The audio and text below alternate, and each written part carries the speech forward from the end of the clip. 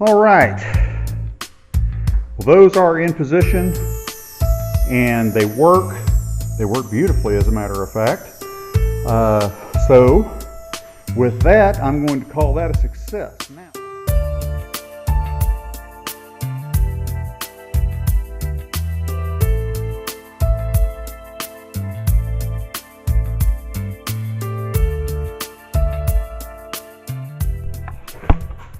what we're doing now is we're going to figure out a way to mount the side vents on the Cobra. This being the side vent that comes with the actual car, made out of aluminum, of course. This is the location where they go. Now this is just a flat fiberglass panel inside. There's nothing really to mount it to. This basically goes in something like that. Now the way you normally do these is we typically will have people that silicone them into place. Bend that out just a little bit. Silicone those into place. So what I'm going to do is I'm going to make, I can figure out the orientation of this, I'm going to make a couple of panels. I'm going to take this angled aluminum stock here and I'm going to cut them to length on these pieces here. That'll give it a flat area to silicone to on the inside. So basically the first thing I need to do is I'll need to size these to fit for top and bottom, bolt them, drill holes in both this and the aluminum and bolt them up, move them in there, silicone them into place.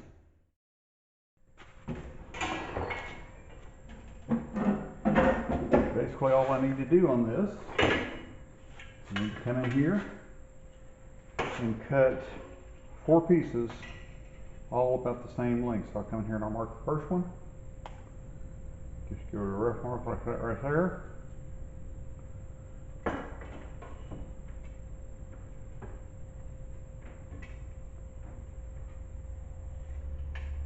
Just like that, cut it off, and make 3 more just like it.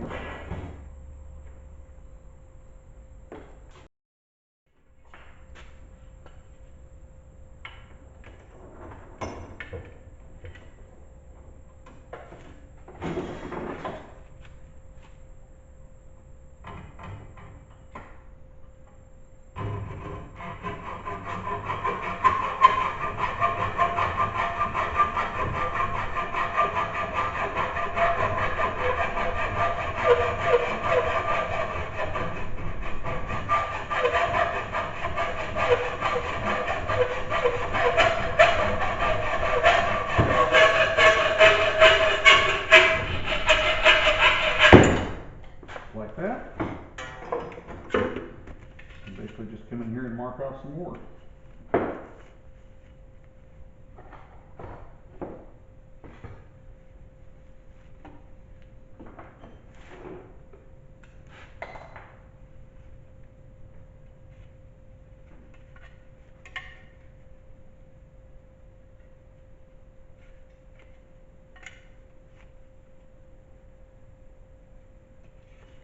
Cut those off, that should do the trick.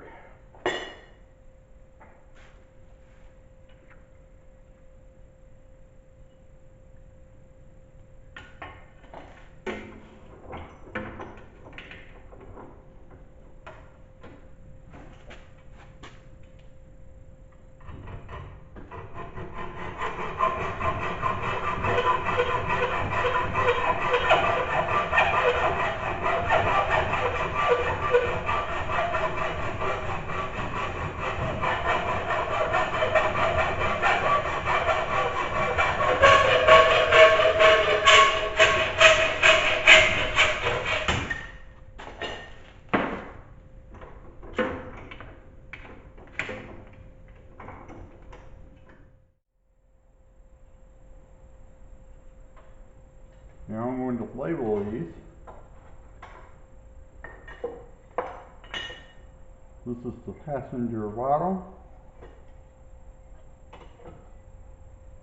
passenger top. This is the passenger bottom,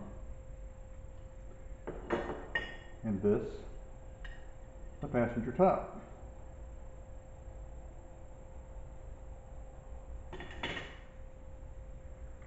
let's drill.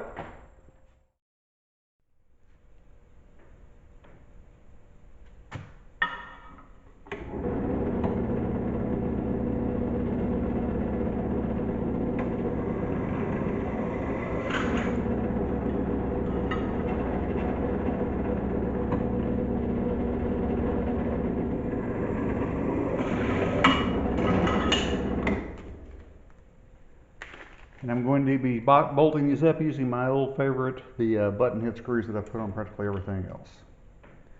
Need to go with a little bit bigger drill size than that, so we'll get it done.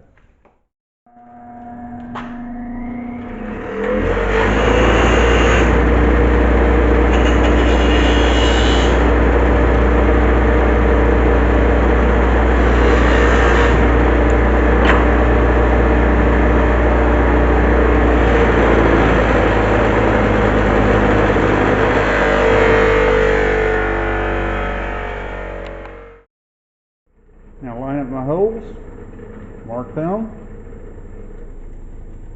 and drill those. Using a clamp, I can set this down on the bench and drill that by hand. Now that I've got my holes marked using the same size drill, I can come in here and drill a pilot hole. That'll make it a lot easier. Okay, after the drilling is done, here we have the brackets bolted on. You can see that the bolts look really nice on this right here. Now this is going to be painted, of course, so it won't show the rough edges that you see here, but basically that works right there. So let's go over there and run a bead of silicone, clamp it in place, and get going.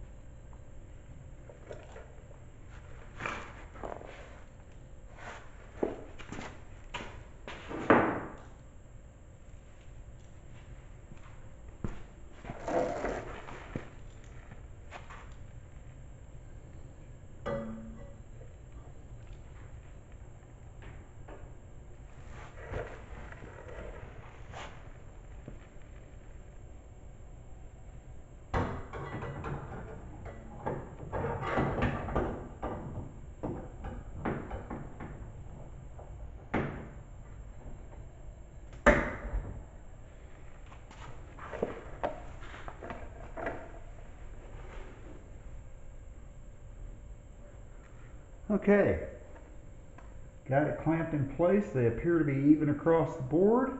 They look real good. And all we got to do is let that cure.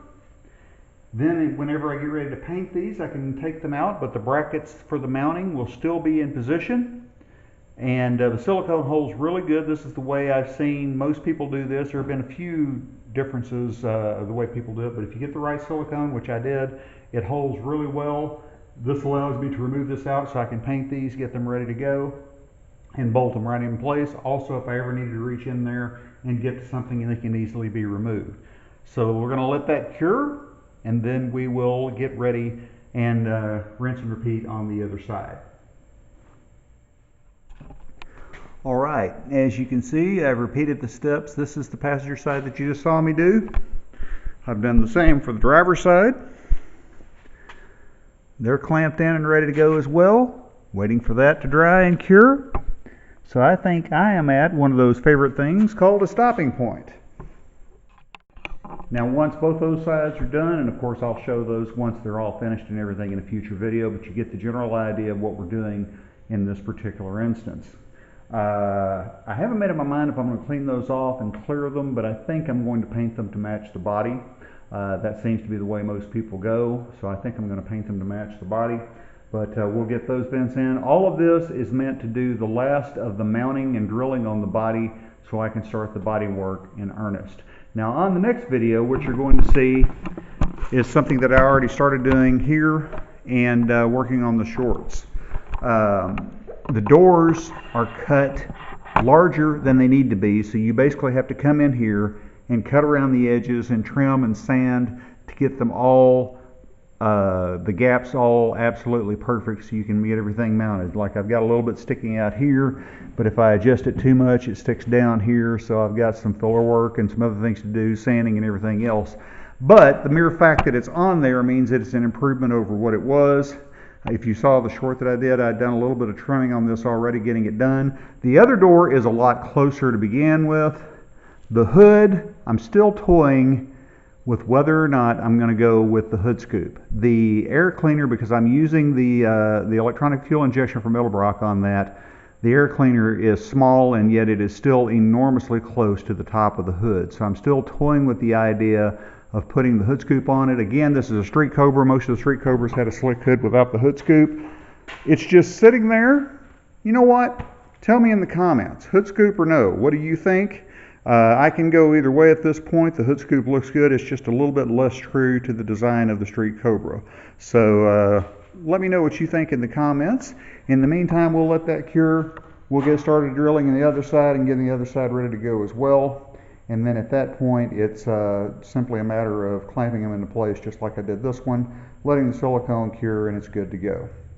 The other thing we're going to be doing, and we're going to be going back to the 32 coupe on the 32 coupe as far as things I've got to do to get it ready to actually start, is I have to finish running the transmission coolant lines.